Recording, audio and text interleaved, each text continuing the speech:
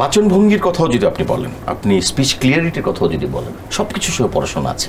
মাঝে ইন্ডাস্ট্রিটাই খেয়ে হারিয়ে ফেলছিল, অভিনয় শিল্পী না হইলেও চলবে, সবকিছু মিলিয়ে একটা এলোমেলো সিচুয়েশন তৈরি হয়ে গেছিল।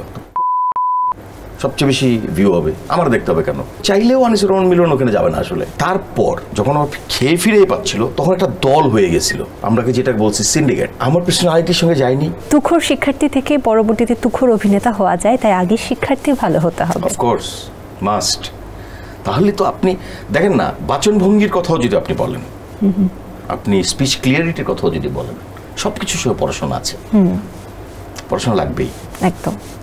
ভাই পরের প্রশ্নটা করতে চাই, এই অনেকেই এখন বলছে বা আমরা একটা বিষয় আমাদের কাছে এরকম এখন রিপ্রেজেন্ট হচ্ছে যে আমাদের ইন্ডাস্ট্রি আপনাকে ধরে রাখতে পারেনি, এই ব্যাপারটা আসলে কিভাবে ব্যাখ্যা করবেন?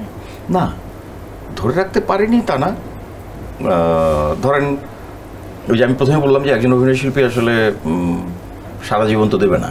যখন একটা টাইম থাকে যে অনেক কাজ করার, তখন আমরা অনেক ধরনের কাজ করেছি, অনেক ভালো ভালো কাজও করেছি, অনেক কিছু করেছি। মাঝে ইন্ডাস্ট্রিটাই খেয়ে হারিয়ে ফেলছিল, ইন্ডাস্ট্রিটাই, কোনো পার্সোনাল কেউ না। ধরেন ইন্ডাস্ট্রিটা খেয়ে হারিয়ে ফেলছে, যে কি করতে চায় ইন্ডাস্ট্রি সেটাই বুঝতে পারছিল না। ধরেন নাটকের না মান ফেলে 20,000 টাকায় নিয়ে আসছে, অভিনয় শিল্পী না হইলেও চলবে, যে কেউ হলেই চলবে, এরকম একটা জায়গায় আসছে।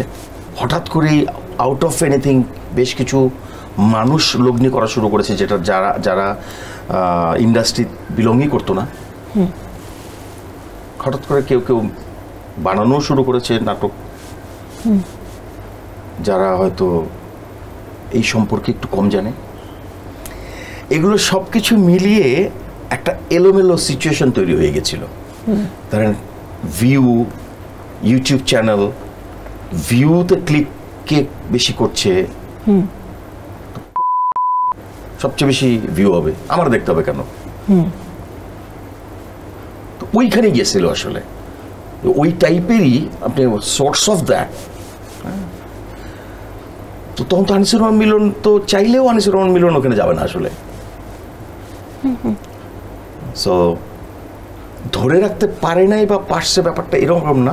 পুরো ইন্ডাস্ট্রিটাই চলে গেছিল একটা উল্টা দিকে, কোথায় যেন খেয়ে হারিয়ে ফেলছিল। তারপর যখন আমার খেয়ে ফিরেই পাচ্ছিল তখন একটা দল হয়ে গেছিল, আমরাকে যেটা বলছি সিন্ডিকেট।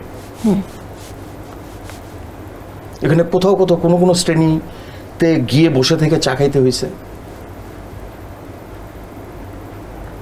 অথবা আপনাকে অনেক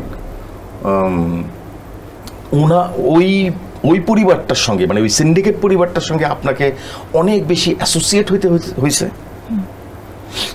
হয়তো আমার পার্সোনাল ইগোতে ওইটা, অথবা পার্সোনাল আমার পার্সোনালিটির সঙ্গে যায়নি। তার মানে ব্যক্তি স্বাধীনতা থেকে বের হয়ে সেখানে তাল মেলাতে হয়েছে এমন কিছু। এক্স্যাক্টলি।